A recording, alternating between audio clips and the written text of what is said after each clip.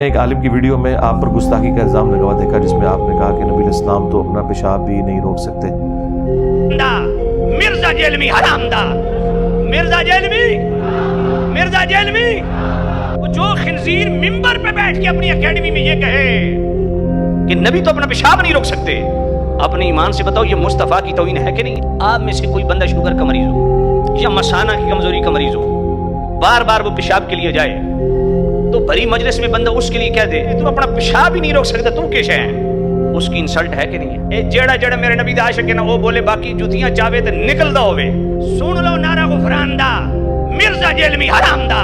میں نے کہیں کسی ویڈیو میں نہیں کہا، یہ علماء اپنی طرف سے ایک جملہ بنا کے میری طرف منسوخ کرتے ہیں اور پھر اس کے ساتھ پھر ایڈ کرتے ہیں یہ نبی کو تانا دے رہا ہے۔ یہ تو بات ہی کچھ اور ہوئی تھی، میں نے یہ بات کی تھی، اس پہ میری ویڈیو ریکارڈ ہو چکی ہوئی ہے 1.5 گھنٹے کی، اس پہ نہیں صرف پوری ایک ڈاکٹرن پہ جو میں نے نبیوں والی توحید بیان کی ہے۔ ابھی تو میں بابوں کے حوالے سے توحید ڈسکس کر رہا تھا نا، میں نے قرآن سے اب نبیوں والی توحید بیان کی ہے کہ جب نبیوں کو اللہ کے مقابلے پہ کھڑا کیا جائے گا، پھر انبیاء کرام کو اللہ تعالیٰ نے قرآن میں کس طریقے سے ایڈریس کیا ہے اپنی توحید کو اسٹیبلش کرنے کے لیے۔ یہ میں بات کر رہا تھا کہ یہ کہتے ہیں جی فلاں بابے نے جو ہے وہ سمندر روکا ہوا ہے، تو میں نے کہا تھا کوئی بڑے سے بڑا بابا ہو یا کوئی پیغمبر ہی کیوں نہ ہو، کوئی شخص اپنا پیشاب بھی نہیں روک سکتا۔ اگر آپ یہ سمجھتے ہیں کہ یہ کفر ہے جملہ تو ٹھیک ہے، پھر آپ اس جملے کو الٹ کریں کہ بڑے بزرگ بھی اور بڑے نبی بھی بغیر اللہ کی مرضی کے اپنا پیشاب روک سکتے ہیں، تو یہ کہیں انشاءاللہ جاتے ہوئے کفر کا فتویٰ آپ کو دے دیں گے۔ آپ کہیں گے نہیں یہ تو نہیں کہہ سکتے۔ پھر دوسری بات بالکل درست ہے، یہ بات کسی کانٹیکسٹ میں ہو رہی ہے اور نبیوں کو نہیں کہا کہ تم اپنا پیشاب نہیں روک سکتے، نبیوں کے ماننے والوں کو کہا کہ ظالموں نبیوں کو خدا نہ بناؤ، کوئی نبی بغیر کھائے پیے زندہ نہیں رہ سکتا، کوئی نبی بغیر نیند کے زندہ نہیں رہ سکتا، کوئی نبی بغیر ٹوائلٹ کے زندہ نہیں رہ سکتا۔ یہ مجبوری ہے جو اللہ نے لگا دی، اس کے ساتھ اللہ تعالیٰ ان مجبوریوں سے پاک ہے۔ قرآن میں اللہ تعالیٰ پتہ کیا کہتا ہے؟ اللہ ہے جو سب کو کھلاتا ہے اور خود نہیں کھاتا۔ کیا کہہ رہا ہے اللہ؟ اور پھر عیسیٰ ابن مریم کا نام لے کے کہہ رہا ہے کہ عیسیٰ اور اس کی ماں روٹی کے محتاج تھے۔ تو کیا اللہ تعالیٰ یہ کہہ رہا ہے کہ روٹی افضل ہوگی عیسیٰ سے؟ جاؤ اللہ تے فتویٰ لاؤ، جاؤ جنمش۔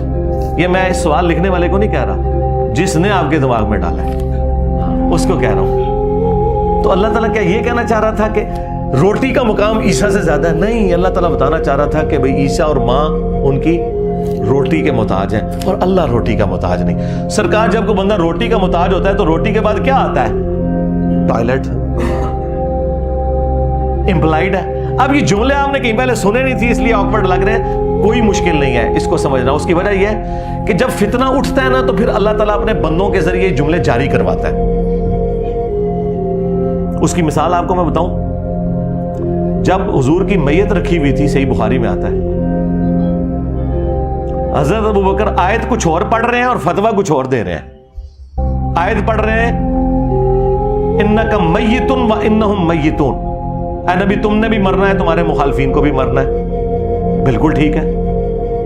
آیت پڑھ رہے ہیں وما محمد الا رسول قد خلت من قبلہ الرسل افئن مات او قتل، محمد تو نہیں مگر ایک رسول، اگر یہ مر جائیں یا قتل ہو جائیں، اور پاکستان میں ترجمہ کر لیں کہ یہ وصال فرما جائیں یا شہید ہو جائیں، تو کیا تم دین سے الٹے قدم پھر جاؤ گے؟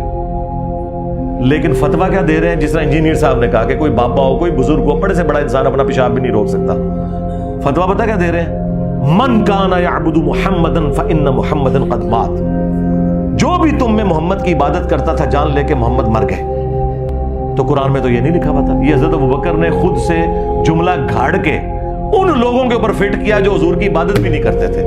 2 جرم ہے اس جملے کے اندر آپ کی ڈاکٹرن میں، میرے مطابق بالکل ٹھیک ہے۔ ایک تو صحابہ نے حضور کی کبھی عبادت ہی نہیں کی ہے، پھر یہ جھوٹا الزام کیوں لگایا جو تم میں محمد کی عبادت کرتا تھا جان لے کے محمد مر گئے؟ کیوں کہا؟ اور نہ ان سے شائبہ تھا کہ وہ یہ کریں۔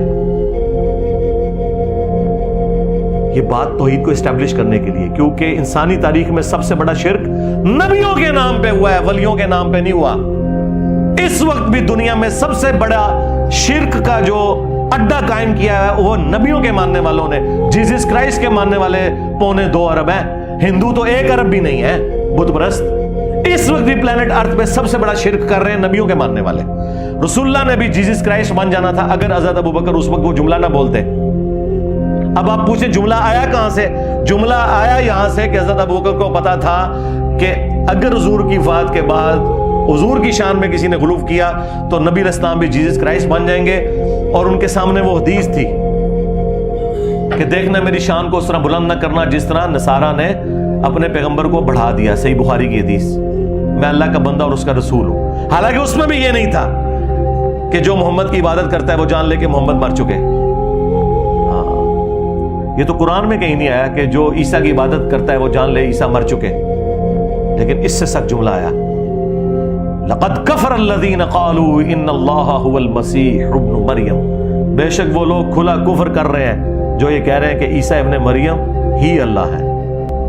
فمن یملک من اللہ شیئا، بابد شیء کوئی نہیں، ہاں یہ شیء عربی میں بھی استعمال ہوتا ہے، اللہ کا کوئی کیا بگاڑ لے گا اگر اللہ ارادہ کرے کہ ہلاک کر دے عیسیٰ ابن مریم کو، ان کی ماں کو، ومن فی الارض جمیعا، اور سارے زمین میں جتنے سارے پیغمبر، سارے زمین میں سارے، ہائے ہائے ہائے کہنے کتنا لکھا ہے، لکھا ہے سرکار سورۃ المائدہ آیت نمبر 17، اللہ کا کیا بگاڑ لے گا اگر اللہ عیسیٰ اس کی ماں اور جتنے زمین میں سارے بابے سارے پیغمبر ان کو ہلاک کر دے۔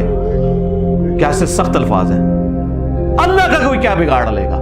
اب یہ غصہ نکل رہا ہے کرسچنز کے اوپر، یہ حضرت عیسیٰ کو نہیں میڑا مار رہا اللہ تعالیٰ کہ اللہ تعالیٰ تنو مار دے پھر تو کیا کرے گا عیسیٰ، ایک کولو بنا دے جملے۔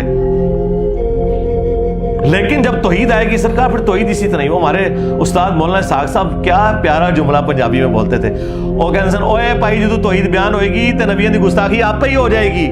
اچھا مراد یہ کہ تم جو گستاخی سمجھتے ہو، ہاں یہ نہیں ہے کہ بھئی گستاخی کرنا ہے۔ اچھا یہ بھی جملہ میرا کسی نے آدھا کاٹ کے نا یہ کہا کہ جی نہیں کہتا جی اس کا تو مطلب ہے گستاخی کی جاؤ، لانتی ہو، پوری گل نہ چک دے۔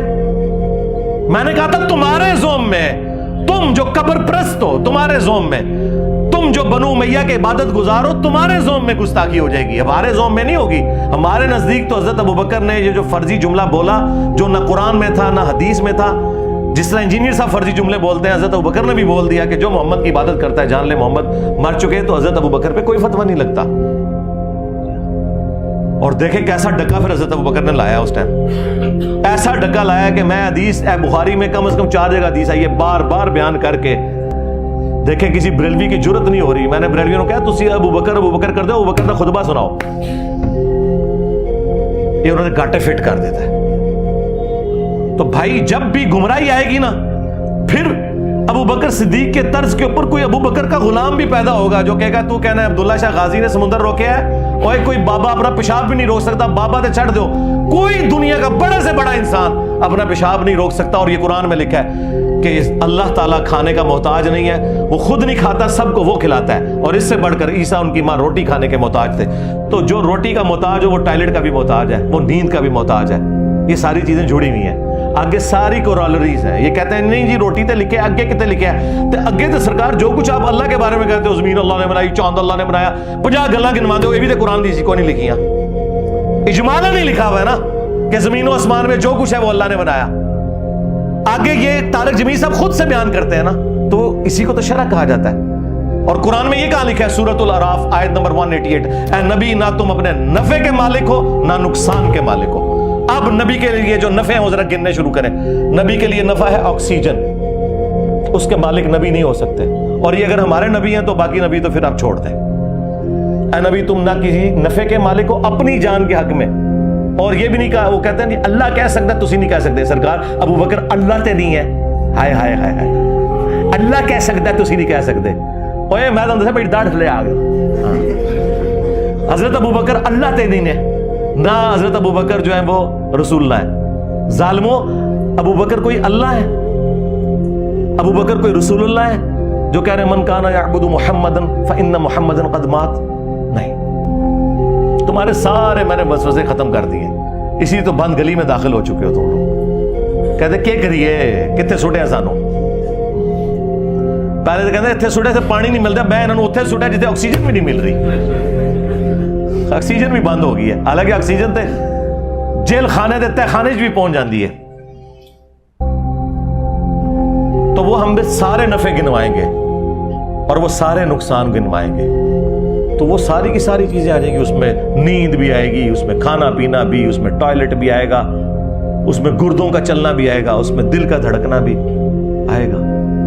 رسول اللہ بار بار نہیں کہا کرتے تھے قسم ہے اس ذات کی جس کے قبضے قدرت میں میری جان ہے؟ یہ کیوں کہتے تھے؟